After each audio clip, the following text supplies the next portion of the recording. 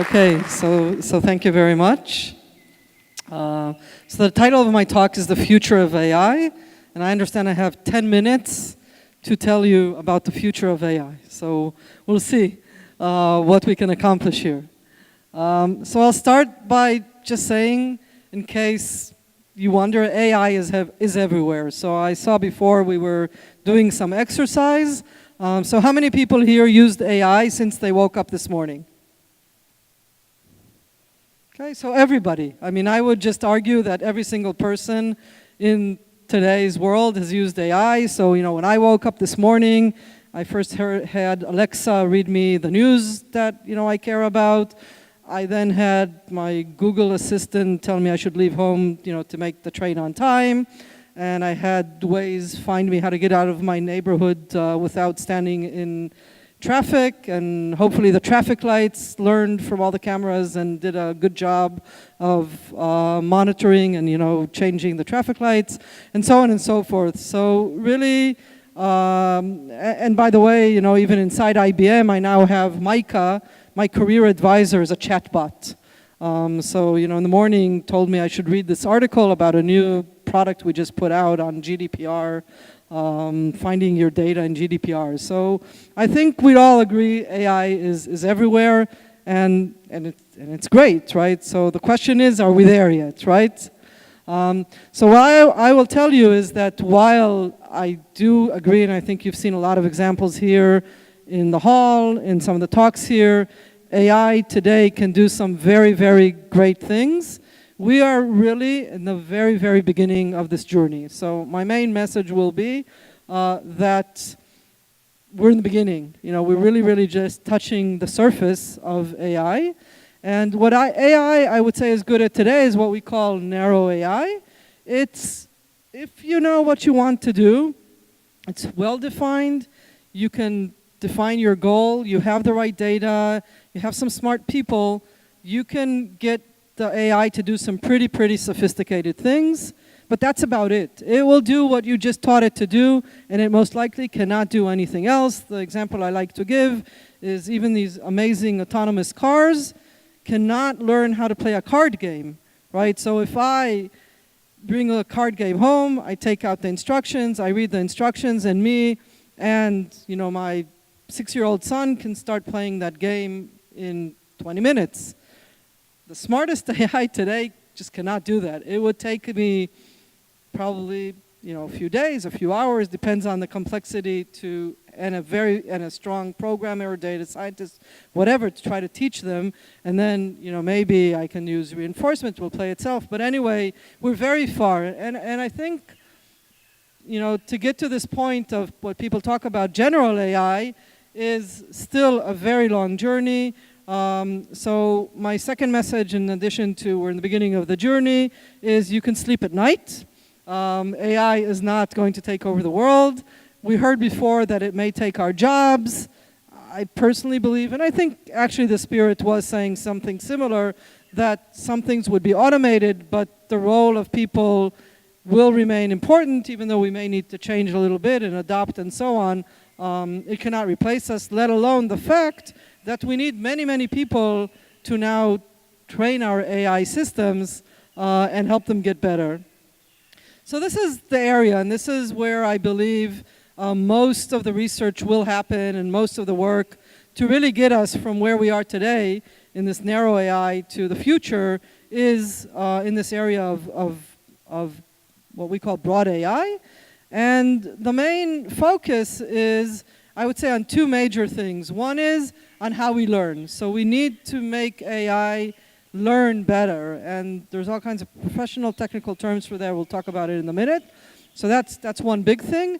And the other thing is about adoption. So I think as AI becomes more and more widespread and we start using it not only to navigate, so, okay, it took me down the wrong way, it's not so terrible unless it's in the West Bank somewhere.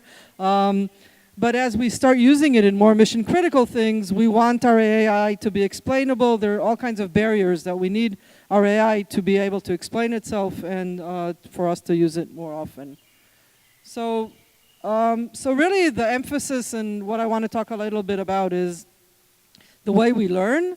and how we need AI to start learning in a better way.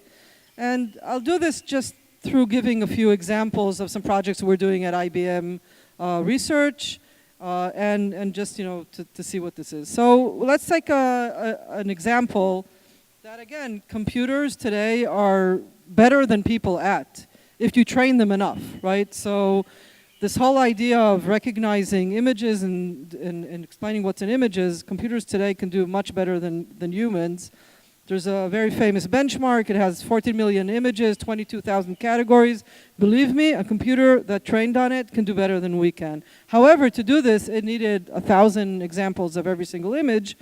Whereas, again, we know that people are much better at this. If you showed me just a few pictures of giraffes, I can probably tell you that, this thing, even though it doesn't have spots, and it's a silhouette and it's from the side, is a giraffe.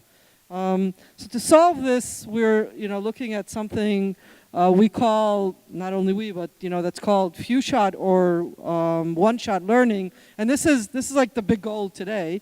This is also related, like, if we want to bring AI and not only to the Googles and the Facebooks of the world, we don't have that much data. So this is an example we did with a real-world problem also, which was shelf planning in supermarkets.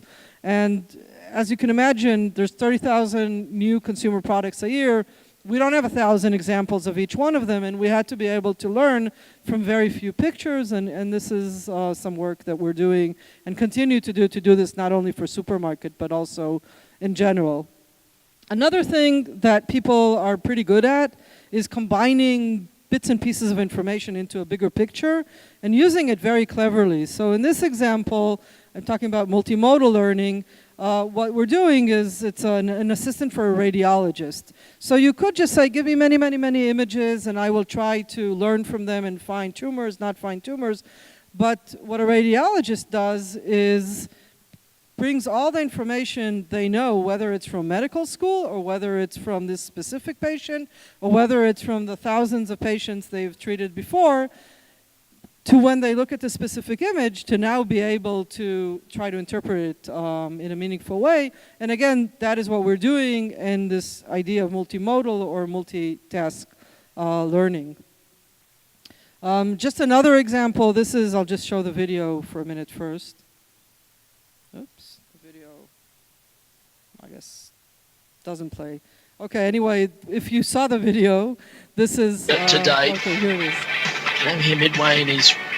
I'll just talk in the afternoon, while and we'd already he's seen a working, couple but of aces, basically what this is doing, it's automatically finding the highlights in the video. And again, the main thing here is that we're using many, many different cues. And in particular, you'll see in a minute what happens. Okay, it's a lot of suspense. Okay, and when it goes in, right, you see all different signs. The guy's jumping up and down, the crowds are cheering, the commentator is excited. So again, can we really use all these cues together? And this is something we did for the masters in the US and showed that we could indeed find these videos automatically. This is an example of another, I would say, and again, for an education conference, I think this is a very interesting and important aspect. We are now talking all the times about how we teach our AI, right? So this whole idea of AI for AI, okay, now we have an AI. Again, what we are good at as people is continuously learning. So I want my AI to continuously learn as well, and I want it to be able to use AI to do, to get better. And this is an example with chatbots. I heard some discussion of chatbots. There are some predictions, not sure I believe in them because it's a very hard problem that 85% of customer care will be chatbots, but maybe just, the first line of service will be. And once you do that, okay, now you want to be able to automatically understand whether this is a conversation is going to be successful, not successful. And okay, what do? AI for the rescue. To the rescue, and this is some work we're doing on, using emotions and the text and a lot of different cues to understand that something is going wrong with your AI. And we're also using it because, again, anyone here, and I'm sure, again, a lot of the companies know how hard it is to find skills in this area today. It's too complicated. So can you really start to automate AI in a way that most of the work would be done by the AI? And the subject matter experts could be the ones, or maybe people with basic programming skills could be the ones that work on it. So the last thing I want to talk about now is after I told you, and again, I just wanted to say again, this whole idea of machine teaching, there are lots of words, all of them borrowed from education really. So it's, training and teaching and machine teaching, and we have algorithms that are student teacher because you learn on one thing and then you teach the next AI. So I think it's very interesting to see this whole analogy of how we teach our AI systems from how we teach people.